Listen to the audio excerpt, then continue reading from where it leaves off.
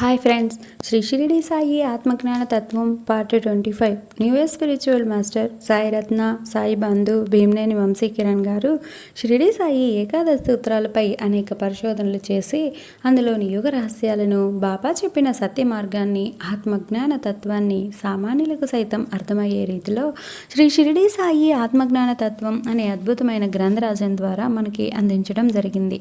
Sadhguru spiritual foundation ద్వారా ఆ పుస్తకంలోని ఉపయోగం లేని ఉపవాసాలు అన్న అంశాన్ని ఈరోజు తెలుసుకుందాం. ఉపయోగం లేని ఉపవాసాలు. బాబా ఎంతో తపన పడ్డారు మనుష్యులకు ఆత్మతత్వాన్ని నేర్పించడానికి, అందరూ ఒకటేనన్న భావం నింపడానికి. తాను జీవించి ఉన్నంతకాలం సర్వ ప్రాణులలోనూ దైవాన్ని చూడమని చెప్పేవాడు. దైవాన్ని దర్శించాలంటే పూజలు, వ్రతాలు, ఉపవాసాలు అవసరం లేదని, తోటి ప్రాణులతో ప్రేమతో స్నేహం చేస్తే చాలని, నీవు తినే ముందు పక్కవారికి ప్రేమతో పెట్టమని, చిన్న ప్రాణుల పట్ల దయ చూపమని ఎన్నోసార్లు బోధించేవాడు. బాబా ఎన్నడూ ఉపవాసాలు చెయ్యలేదు. ఇతరుల్ని కూడా ఉపవాసాలు చెయ్యనిచ్చేవాడు కాదు.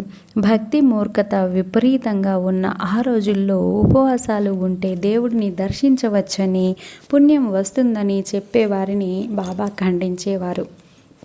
అసలు ఉపవాసం చేసే వాళ్ళ మనసు స్థిమితంగా ఉండదు. అలాంటప్పుడు పరమార్థాన్ని ఎట్లా సాధిస్తారు? ఉత్తి కడుపుతో దేవుణ్ణి చూడలేం. మొట్టమొదట జీవాత్మని శాంతింప చెయ్యాలి. కడుపులో ఆహారం లేనప్పుడు, శరీరానికి పోషక శక్తి లేనప్పుడు భగవంతుణ్ణి ఏ కళ్ళతో చూడగలం? ఏ నాలుకతో పాడగలం? ఏ చెవులతో వాణిని వినగలం?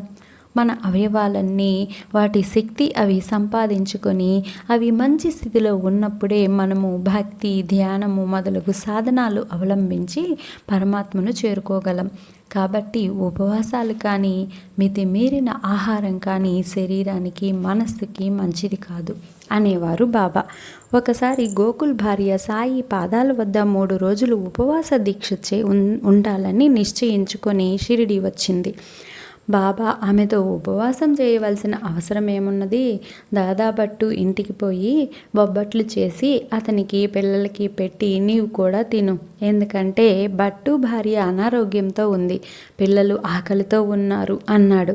ఆమె వెంటనే ఉపవాస దీక్ష విరమించి దాదాభట్టు ఇంటిలో పిల్లలకి బొబ్బట్లు చేసి వారి ఆకలి తీర్చి తను కూడా తిన్నది. దానితో ఆమెకు ఎనలేని ఆనందం కలిగింది. ఆకలితో ఉన్న పిల్లలకి ఆహారం ఇవ్వడంలో ఉన్న ఆనందం ఉపవాసంలో లేదని గ్రహించి సాయికి మనస్సులో కృతజ్ఞత చెప్పుకుంది. మనం కూడా అర్థం పర్థం లేని ఉపవాసాలు, ఆచారాలు మానివేసి సదా ప్రతి ప్రాణిలో ఉన్న భగవంతుడిని దర్శించాలి. అలా దర్శించాలంటే 2 కళ్ళు సరిపోవు, 3వ కన్ను కావాలి. అది ధ్యానం చేస్తే వికసిస్తుంది. అప్పుడే ప్రతి ప్రాణిలో ఆత్మస్వరూపాన్ని దర్శించగలం. అహం పక్కన పెట్టి అందరి వద్ద నుండి నేర్చుకోవాలి. బాబా ఎప్పుడు తన పక్కనున్న వారిని తనతో సమానంగా గౌరవించేవాడు. చిలుం తను పీల్చి వారికి కూడా ఇచ్చేవాడు. మొదట భక్తితో బాబా వద్దకు చేరేవారు. బాబా తమకు ఇచ్చే గౌరవంతో చాలామంది తమకు తెలియకుండానే అహంతో కూరుకుపోయేవారు. వారిని బాబా మందలించి వారి అహం తొలగించి జ్ఞానబోధ చేసి వినయం నేర్పేవారు. అటువంటి వారిలో నానాసాహెబ్ చందోర్కర్ ఒకరు. ఇతను వేదాంతం బాగా చదివిన వ్యక్తి. భగవద్గీత కంఠస్థగా వచ్చు. దానితో అందరూ అతనిని గొప్ప పండితుడు అనేవారు. బాబా కూడా నానాకు అపారమైన విలువ ఇచ్చేవాడు. దీంతో నానాలో అహంకారం మొదలైంది. అది ఎంత అంటే బాబాకి లోతైన ఆధ్యాత్మిక విషయాలు తెలియవని, సంస్కృతం రాదని అందరితో అంటూ ఉండేవాడు. తను గొప్ప జ్ఞానిననే మిడిసిపడుతూ ఉండేవాడు. తనతో వాదించి గెలిచేవాడు లేడని విర్రవీగేవాడు. దీనివల్ల అతనిలో వినయం క్రమంగా మాయమై దాని స్థానంలో అహం ప్రత్యక్షమైంది. ఇక బాబాని కోరడం మాని అడగడం మొదలుపెట్టాడు. ఇదంతా గమనించిన సర్వజ్ఞాని అయిన బాబా అతని అజ్ఞానాన్ని తొలగించటానికి పూనుకున్నారు. ఒకరోజు నానా బాబాకి సేవ చేస్తూ తనలో తాను భగవద్గీత శ్లోకం చదువుకుంటూ ఉన్నాడు. బాబా, నానా ఏంటి గొనుగుతున్నావు? నానా, సంస్కృత శ్లోకం వల్లించుచున్నాను, నీకు తెలియదులే అన్న భావన. బాబా, ఏ శ్లోకం? నాన్న, భగవద్గీతలోనిది. బాబా, గట్టిగా చదివితే నీ సొమ్మేమైనా పోతుందా? నాన్న తద్విత్తి ప్రణిపాతేన పరిప్రశ్నేన సేవయా ఉపదేక్షంతి తే జ్ఞానం జ్ఞానినః తత్వదర్శినః. బాబా అది నీకు బోధపడిందా? నాన్న అవును. బాబా నీకు తెలిస్తే నాకు చెప్పు. నాన్న గురువుకి సాష్టాంగ నమస్కారం చేయుట అనగా పాదములపై పడుట, ప్రశ్నించుట, వారి సేవ చేసి జ్ఞానం పొందటానికి ప్రయత్నించుట. అప్పుడు జ్ఞానం కలవారు అనగా పరబ్రహ్మమును తెలిసిన వారు ఆ జ్ఞానాన్ని ఉపదేశిస్తారు. బాబా నాన్న ఒట్టి సాష్టాంగ నమస్కారం చేసినా చాలా? నాన్న మరి ప్రణిపాతేన అన్న పదానికి ఇంకొక అర్థం నాకు తెలియదు. దాని అర్థం సాష్టాంగ నమస్కారం అని మాత్రమే నాకు తెలుసు. బాబా సరే పరిప్రశ్న అనగా ఏమి? నాన్న ప్రశ్నలు అడుగుట. బాబా ప్రశ్న అనగా? నాన్న అదే ప్రశ్నించుట. బాబా అయితే ప్రశ్న అన్న పరిప్రశ్న అన్న ఒక్కటే అర్థమైతే వ్యాసుడు పరి అన్న పదాన్ని ప్రశ్నకు ముందు ఎందుకు ఉపయోగించాడు? వ్యాసుడు తెలివి తక్కువవాడా? నాన్నకి ఒక్కసారే కళ్ళు బైర్లు కమ్మాయి. ఒక చిన్న పదంలో వ్యత్యాసాన్ని బాబా ఎలా గమనించాడు?